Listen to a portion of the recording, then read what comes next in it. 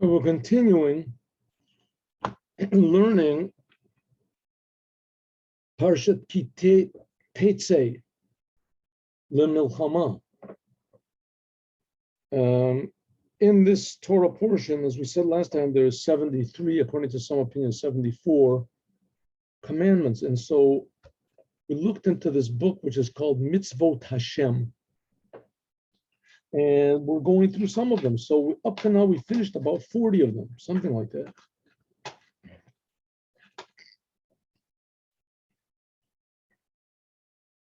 And now let's continue.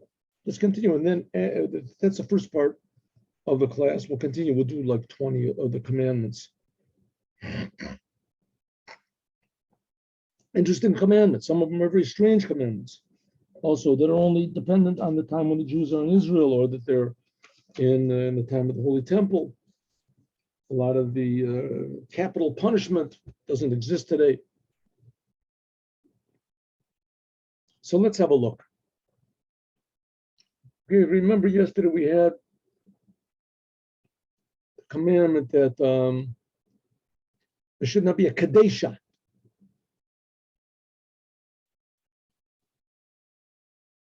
A kadesha is a non-married woman that has freed herself to have sex with men without being married. This is a kadesha, and a married man that has, a man that has relations with a lady like this, it's a punishment of lashes. A kadesha is an unmarried woman that is mafker herself, that's just sort of, how do you say, released herself. What's a good word for it in English? That is just sort of squandered herself to have relations with men, or her father gave her to have relations with men, not for the name of getting married. That's what it says. The father says, "Al techalel et bitcha lahaznota." A father is not allowed to do this. Why would he do it for? Who knows? Let's not get into it. But there's also strange people in the world. Don't do it. One who has relations with this lady gets punished. But she does not get punished. Interestingly, the Torah does not punish it. As we said many times, there are 3 different types of commandments in the Torah. There's commandments that make sense. There are commandments that are only religious commandments. Those are called, the first type are called mishpatim, and the second are called edut. And then there's commandments that make absolutely no sense. And to some degree, every one of the commandments in the Torah has a degree of not making any sense. Why does God care? But there are some of that even more obviously so. And so here's one. A woman is not allowed to have sex with whoever she wants to, but she's not punished. There's no punish. On the other hand, if there's a woman that is known to be a kadesha, that she has if someone rapes her, then the man does not get the punishment for rape. He gets the punishment for having relations with a kadesha, which is not supposed to do. This is really even now.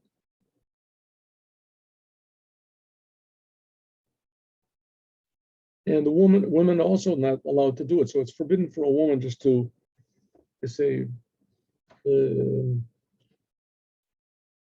remove any of her reservations. I don't know what there must be a good word for it. It's called, in Hebrew, it's called mafkir. Mafkir means that she's like ownerless. There's a negative commandment. Here's a strange commandment.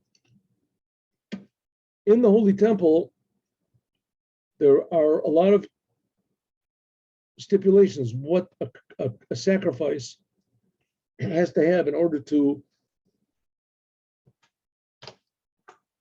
be sacrificed. And one of those is that it cannot be esnan zona or machir kelev. Esnan zona means that if a man has relations with a zona. Now, a zona is the simple meaning of a zona means a prostitute. But this is not so simple. We'll see.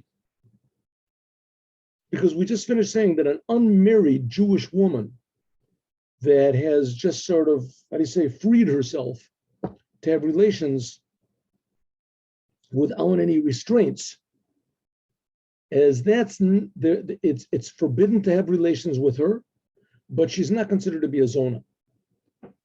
In as far as this law goes.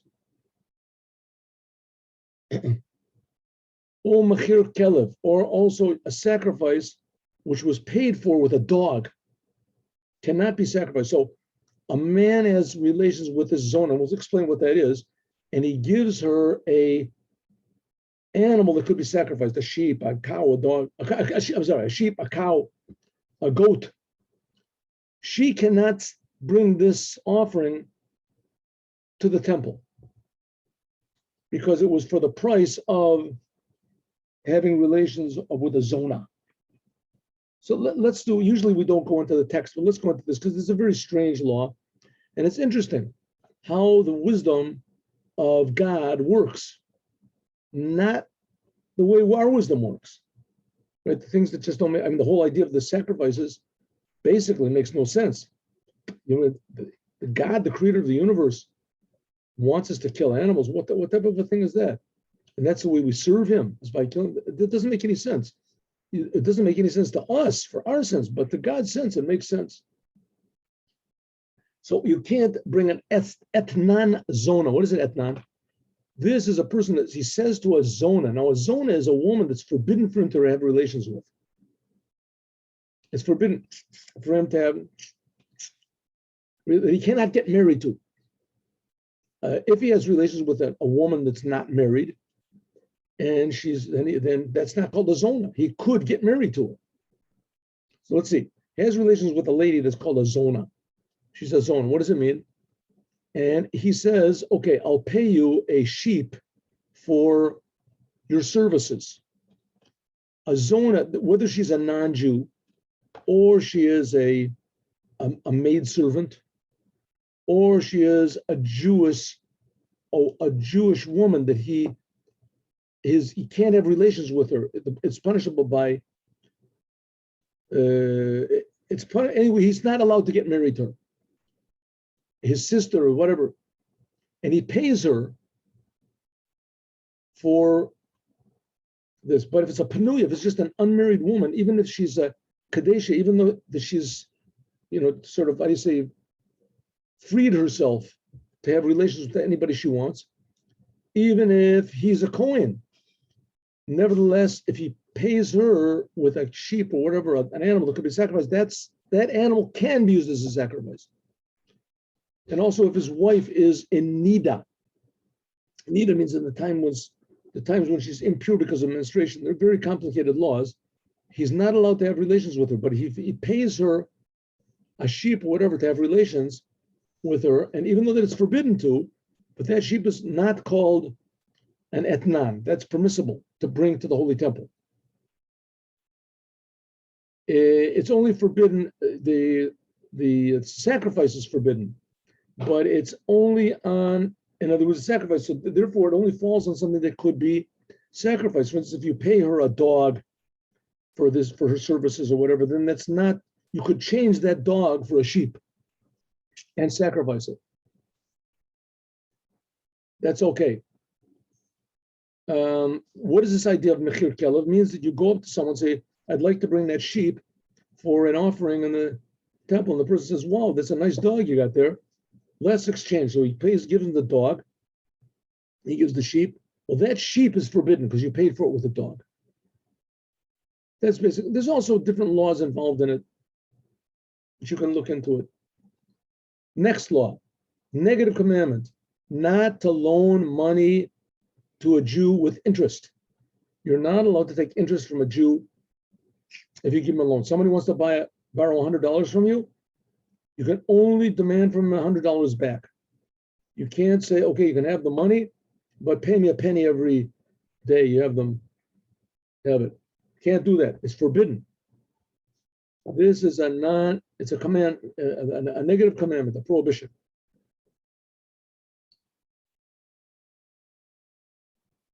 but there's no lashes because you can give it back. There's different laws when lashes apply. And one of it is that any sin that is done that can be corrected by repaying, that's not punishable by lashes. So if you steal something from someone, you're not punishable because you can always give it back. A positive commandment is yes to take interest from a non-Jew, a nachi tashib. Taking interest is a very normal and a natural thing. I mean, after all, you're killing your money. You have money that you could invest or you could do something with, and you're killing it. You can't do anything with the money. And the other person that you're giving to, he can do things with the money. So it only seems logical and proper, and it is, that you should charge him something for the use of the money. I mean, they rent out cars, but you rent a car, you rent a boat. Why not rent out money? Same thing. So to take interest is a very normal thing, but you're just not allowed to take interest from a Jew. Negative commandment. If you make a vow to the Holy Temple, you make a vow, you say, I'm going to bring an offering. You should not be late in paying it back. This includes anytime you make a vow about anything. You should always pay on time. But into the temple, especially, you have 3 of the holidays. In other words, basically 1 year. 3 of the holidays should not pass. You should pay back what you pledged to the Holy Temple within 3 of positive commandment. Everything that you say in a way of a vow or an oath, you must do it, especially if you take God's name. But if you just say the words, I swear, I will never eat any more pickles, or I swear that from now on I'm going to learn a page of Torah every day, well, you have to do it. If you made an oath, it's very, very severe not to do. Therefore, it's a custom nowadays that you say, I bli neder, without a vow, I will do this, I'll try to do this. Right? There's, of course, many details in this, but nevertheless, with the words that come out of your mouth, you have to be very careful to fulfill. Here we have 4 commandments. A positive commandment that if you are the boss and people work for you, especially if they're working on your crops or picking fruits, so you should let the workers eat from what they're working on while they're working, if it's an edible thing, of course.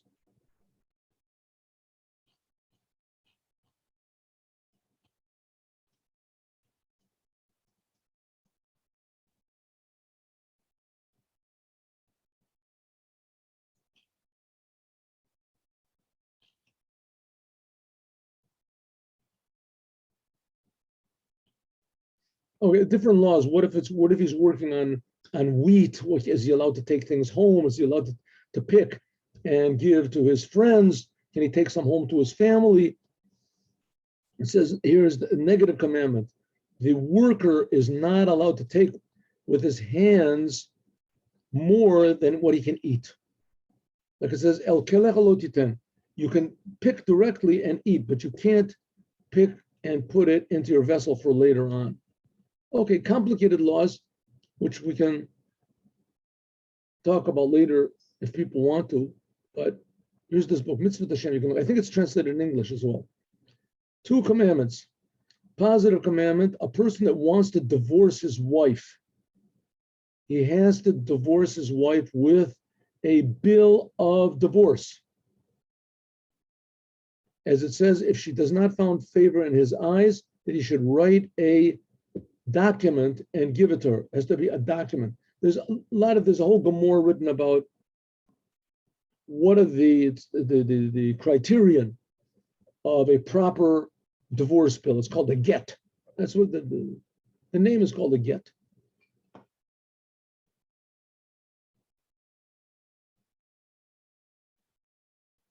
a person that does divorce a woman, if she remarries, if she marries somebody else, he cannot take her back. He cannot take her back. A person that divorces his wife, he can remarry her. Is 100% permissible, but only on the conditions she did not get married to anyone else. If she did, he cannot remarry her. And let's just do one more. A groom, when he goes out in the first year after he gets married, he should not go out to war. He's not goes into the army the first year. A positive commandment that the first year that a man gets married, he should be with his wife. He should be with his wife. They should get to know each other, and he doesn't have to do anything else. Same thing it says if he just built we just finished learning that. If he just built a house and he didn't live in it first year, if he just built a vineyard and he didn't work on it yet, one full year he's free.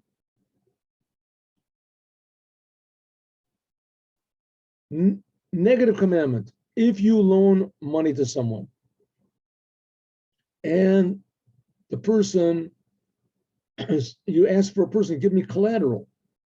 So you cannot take from that person tools that he uses to make food with, like grinding stones and things like that. Not allowed to. He needs it for eating. So you're not allowed to take these food, take other things. Take a lien on his house, but not foods that he uses to make his. And that's, I think we'll stop there. Stop there. We have 20 more commandments to do. We'll do some more tomorrow. Let's go to the Chumash.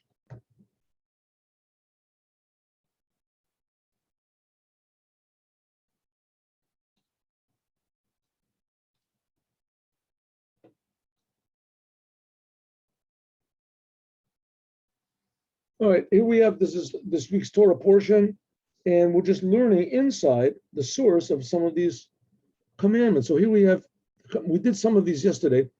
The commandments of shatnez. You're not allowed to put or shatnez together. We did that yesterday, wool and linen.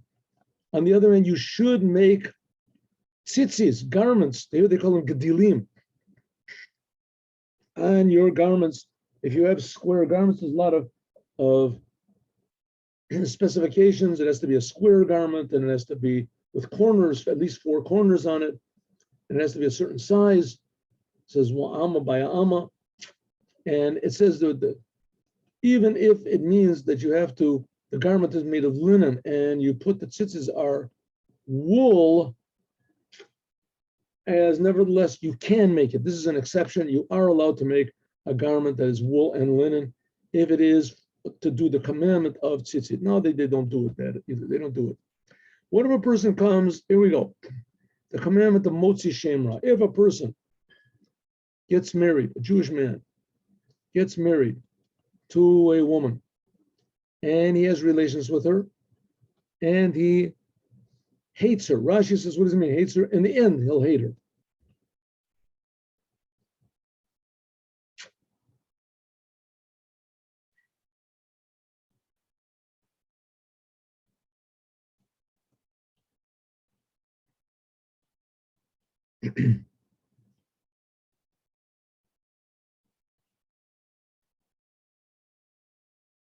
And he now says, he starts to spread rumors about her.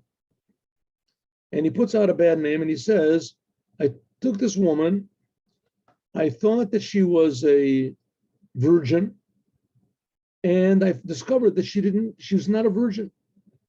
How? It's a vera gureres avera. He transgressed on hating. You're not allowed to hate somebody. He gets married to a woman and he hates her. Says, here's one sin drags another one. He transgressed in the sin of hating, and not supposed to sin. And in the end, he came to say lashon hora. Lashon hora means damaging speech. He took this woman, mikan she'en omer davar ela b'fnei Baldin, he says, this woman. So in other words, you're not supposed to say, go to the judge and say, my wife is such and such. You're supposed to bring her and let her defend herself. It says he put on her the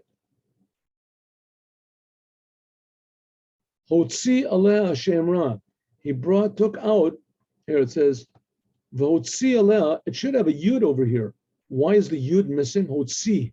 Why is it missing? It says because it's missing a yud to show that he's coming close to transgressing the 10 commandments by hating another person and by saying bad things about them. This is like Motzi Shemra. Says he's putting on the Motzi Shemra is saying an untrue thing about a person. It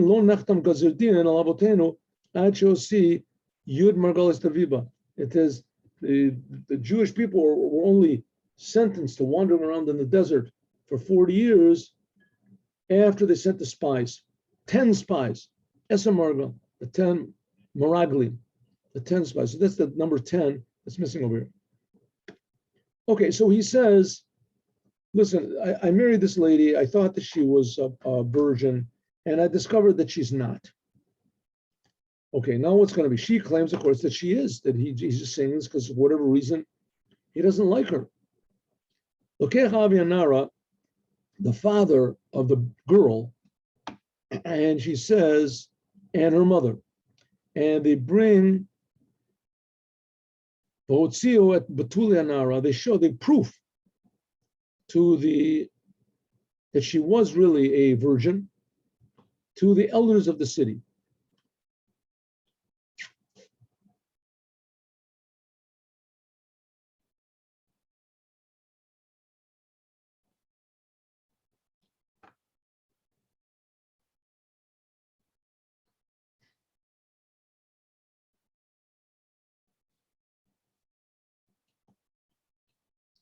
The father of the girl says to the elders, I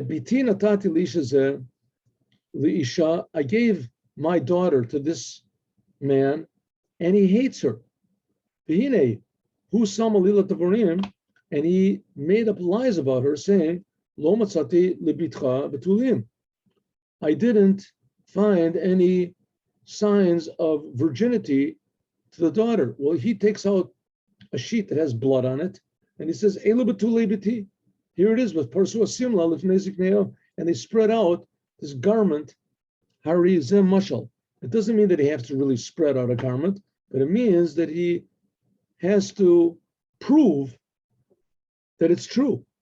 Right? He has to prove the man says, I was there, I know what happened, she didn't have.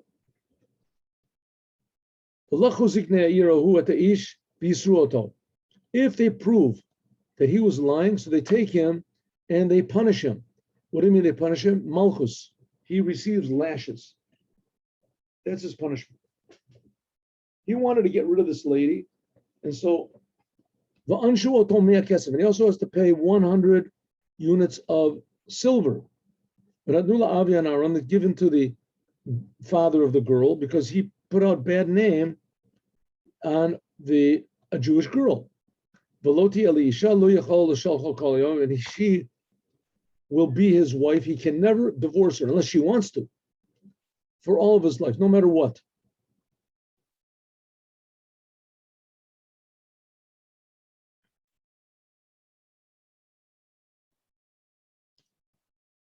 Okay, what if it was true though? What if the man is telling the truth? If you can prove, on the other hand, there was witnesses and there was a warning. If on the other hand you can prove that she was guilty, what do you mean she was guilty? That after he got engaged to her, she had relations with another man, and there was warning, she was warned, and there were witnesses. So now it's a general law, even if the husband doesn't say anything. If they discover that a woman was warned, and now this really is basically any crime in Judaism that's punishable by death if there were two witnesses, and those two witnesses warned the person that was about to do the sin, and the person about doing the sin said, I know and I don't care, right? They say, don't worship an idol. If you do, you're punishable by death. And the person has to say, I know and I don't care. Same thing with this woman. They had to say to her, don't have relations with this man. And if you do, then the punishment is death. And she says, I don't care. It's mind your own business. There were witnesses, and they gave her a hatra'ah, proper warning. So it's almost impossible to kill somebody in Jewish law, because who's going to do a sin immediately after they're warned? And there's witnesses they're watching. Who's going to do a sin? The person has to be really, really determined to die. So if there are witnesses, then, and the woman nevertheless, they take out the woman to the entrance of her father's house, and the people of the city stone her to death. And she dies because she made this disgusting thing in Israel to, how do you say, to prostitute the house of her father, and this evil will be removed from the Jewish people. Now you have to understand something. This is a thing of why should she be killed just because she had relations with another man? Well, I mean, very simply, if people are promiscuous in that way, promiscuous, that's the word. So then the children that they give birth to, nobody knows who the father really is. So a person can end up getting married to his own daughter. He doesn't know.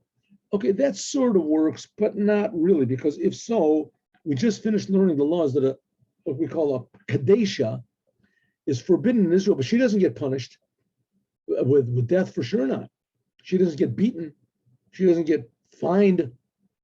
And so if that was really the logic behind it, you don't know who you're getting married to. So an unmarried woman that also decides to, how do you say, to release herself to every man. So it also should be punished, but it's not. So we see that the Torah does not make sense all the time. I mean, you can make certain sense of it, but it doesn't. But on the other hand, anything really live doesn't make sense. I mean, it doesn't logically, why it has to be, the heart is not exactly in the middle of the chest, and one lung is a little bit bigger than the other lung, and etc. Okay, that's life. Next law: if you find a man, shochevim isha bulat bal, and he's having relations, and this is again with witnesses and with warning. He has sexual relations with a married woman. Umetu gam shneim, that both of them should be killed. Ha'isha shochevim isha v'isha, the man that is having relations with this woman, and the woman also is having relations with a married woman. So both of them get killed. So it says, gam shneim, also both of them. So here this is an interesting thing. What does it mean, both of them? It says that comes to include gam l'rabos haboim achareim. It says like this: what if this lady, right? So she's married, and she has relations, illicit relations with a man, and they are found guilty, and they're both sentenced to death. And then, before she's sentenced to death, she has relations with another man, one of the jailers, who knows what. So you might think that even after her judgment is finished, shechayev misa, that the second person also is punishable by death. Of course, there has to be warning and witnesses. Because you might think the kameta damya, that she's like already dead, and that if this jailer has relations with her, that maybe he's not guilty, because it's like having relations with a dead woman, which, even though it's a disgusting thing, but the punishment is certainly not death. She's not married, so to speak. That's what you might think. But the fact is that he's also guilty. Okay, what if there is a girl that she is engaged to be married, and someone finds her in the city and has relations with her. It says, Matzah ish ba'ir, lefichach shachav imam, what parza kor laganav. It says an open door calls to the thief. If she would have sat in her house, it wouldn't have happened, but she's wandering around in the city. So if a man has relations with her, and again, this is with witnesses and warning. In any case, if she's in the city, so you take both of them out to the gate and stone them both with stones, and both of them should die. The girl, because she didn't yell out, she was in the city, she could have screamed out, and maybe someone would have come to save her.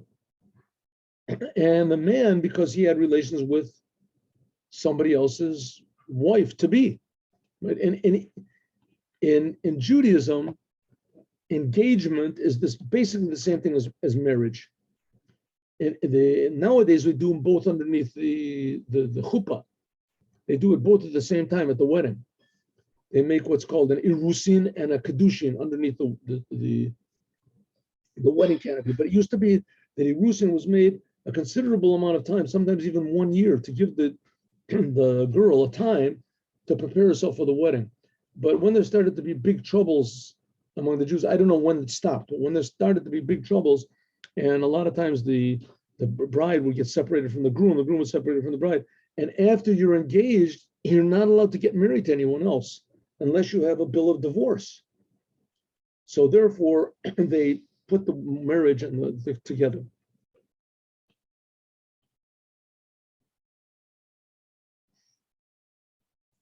That's if she is raped in the city. If she doesn't call out, she doesn't scream out, help, help.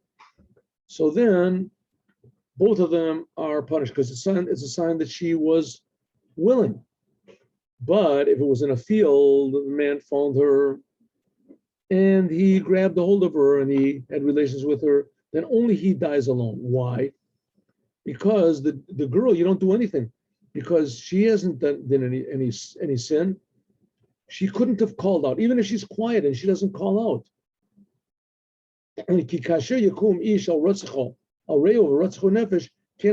Because just like someone stands up on his friend and kills him, is also the same thing here. She could have called out. He found her in the city, in the field. Even if she called out, no one is going to yell out to her. So that's the reason she didn't call. So if she didn't scream out in the city, it's a sign that she was, participating actively with her own free will. A married woman we're talking about, or a woman that's engaged. And so in the city, because she should have yelled out. On the other hand, if it's in the field and she didn't yell out, so it doesn't mean anything because nobody would come to save her. Now again, this has to be the case where there was witnesses, and there was if a lady just comes and says I was raped by somebody, and there's no witnesses, so there's nothing they can do. And even if there were witnesses, so if they didn't warn him properly, he wouldn't be beaten. He would get another punishment though. It says that the Beis Din, if they're sure, the judicial court, if they're sure that someone did a sin, even if there were missing certain details, but they're sure that he did a sin, or people that repeat sins, and but they repeat them all the time without witnesses. So it says the court, they can punish them on their own. Sometimes they can even put them in jail or whatever.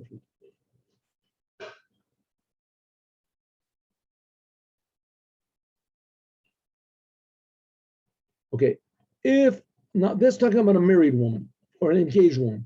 What if someone finds a unmarried woman, a virgin, or just an unmarried woman, and she wasn't married, she wasn't engaged, and he raped her, and it was discovered. So now the man has to pay. There's no punishment of death. Interestingly enough, in Judaism, the punishment for rape is not. So he has to give her, first of all, the embarrassment and the pain that he caused her, and which that could be a considerable amount of money. But in addition to that, he has to give to the father of the girl 50 units of silver.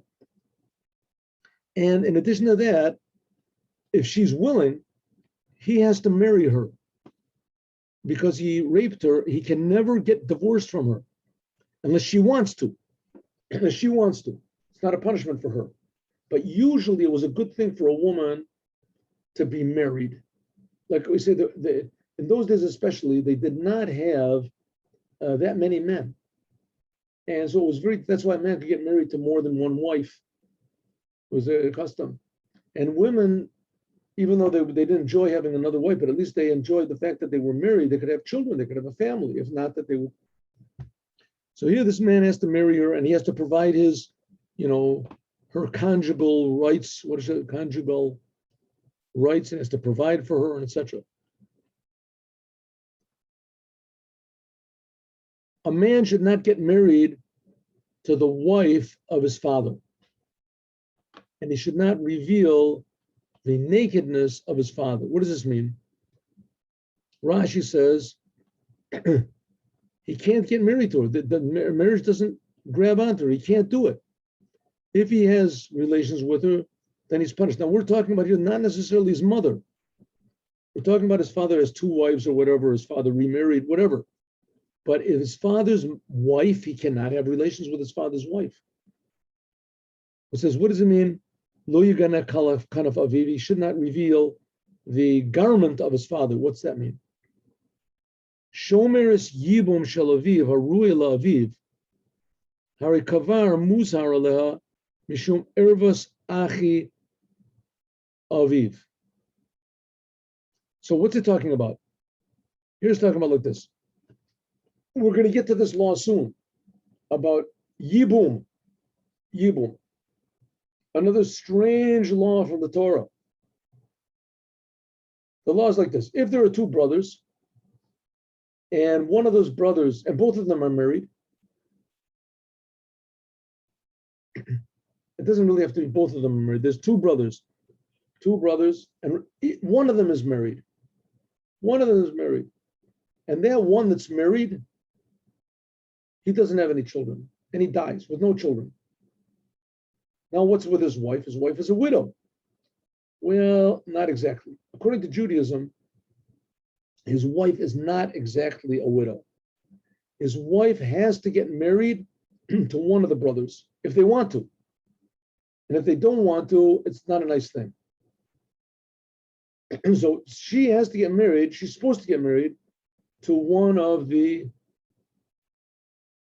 brothers. Oh, here we go. Shalom, Stephen Lack. So that's what it's talking about here. You should not reveal the kanaf aviv. What does it mean? We're talking about this now. Let's change the scenario that we gave a little bit. We have two brothers, Shmerel and Moshe. Shmerel doesn't have any children. Moshe has a son. Shmerel dies. He hasn't got any children.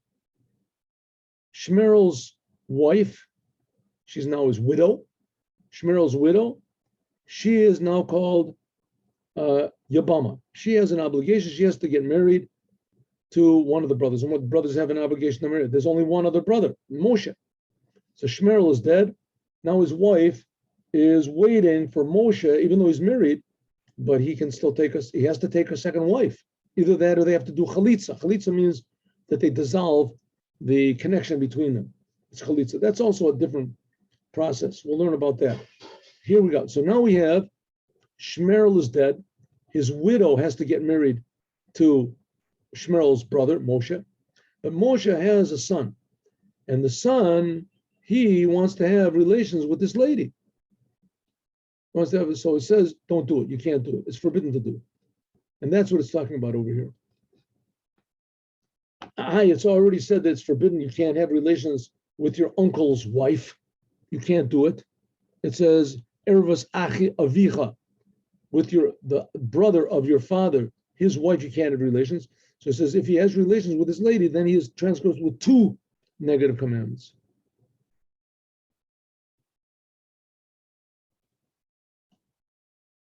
Okay. Also, it says that, nevertheless, next we have here is Lo Petzu Daka b'Shafcha Kol Hashem Lo yavo mamzer b'kahal Hashem.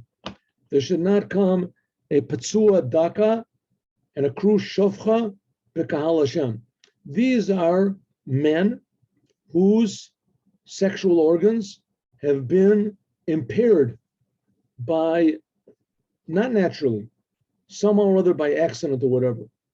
If they were born this way, then they can get married. But if it happened to them, they're not technically allowed to get married. Of course, there's a lot of details involved in this, but nevertheless, they're not allowed to get married to a Jewish woman. They can get married to a convert. They can get married to a shifcha Canaanite that has been freed, that also becomes like a Jew. Nevertheless, a Petzua Daka means that somehow or other his testicles have been injured, or Kru Shavcha, that somehow or other his penis has somehow or other been impaired or cut or whatever. And in any case, he cannot have, it makes him barren. He can't have children. Then they're not allowed to get married. And the same thing as a mamzer. A mamzer cannot come into the congregation of God, can't get married to a Jewish woman. Even the 10th generation, in other words, forever, they can't come in the congregation. Mamzer is a very strange law. We talked about this a little bit. He cannot marry a Yisraelite. He can marry a convert. But the only problem is that the children that come from a mamzer are mamzers. And they become mamzers, and whoever they marry, if they marry a convert, their children becomes mamzers. So it's forever. So a woman, well, no, what is a mamzer? A mamzer is a child that comes from a relationship that's punishable by death. So a married woman has relations with a man. This is a very, very severe problem. Sometimes there's women who are, how do you say, wanton, they're loose women. And they get married to some guy and then they just leave him. They get married to somebody and they leave him. And they have relations with all sorts of other men. And sometimes they don't even know who the man is anymore. Right? The man, just leaves her, doesn't want to have anything to do with her. So she has relations with men. She gives birth to children. All those children she gives birth to, because they're having relations with a married woman. Those children are called mamzers. And technically they're not allowed to get married to a Jewish woman. And like I said, they can get married to a woman, a regular Jewish woman. They can get married to a convert. Yes, they can. And they can get married to a servant woman that was freed. But their children are going to be mamzers no matter what. There's only one way you can get out of it, and that is to try to convince, like I told you the story before. You can go to like a convert, a place where people want to convert, and try to convince one of the women over there not to convert, but rather to sell herself as a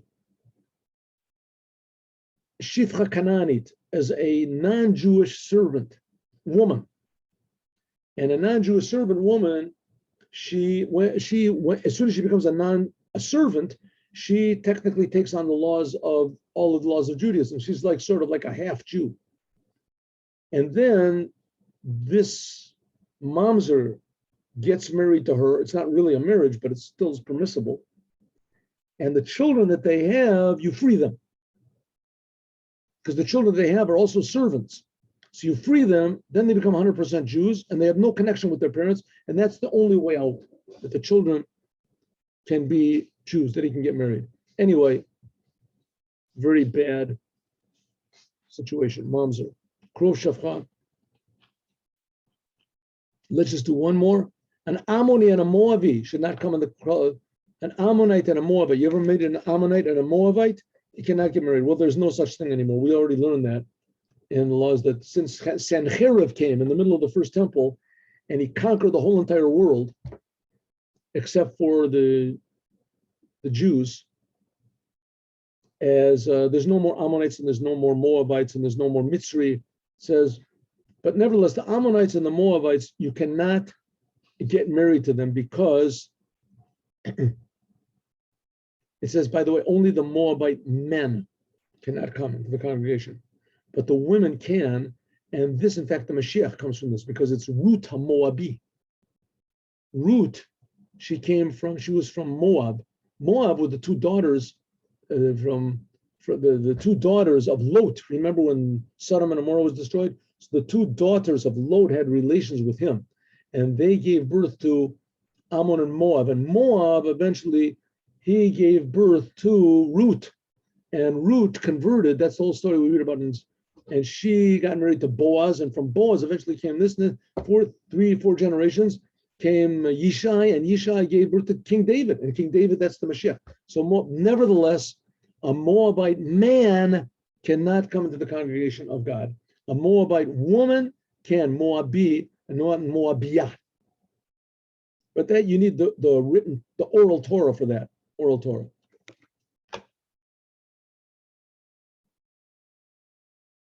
Why? What's wrong with a Moabite? Because they didn't, when you were leaving Egypt, they didn't try to help you with bread and water. They wouldn't let you go through their land. And also they sent Bilam. Bilam, remember Melech Moab, Balaam, Melech Moab? They sent Bilam to curse you. And now it gets interesting. Listen to this. You want to curse you? And God did not listen to Bilam, and he transformed those his curses to and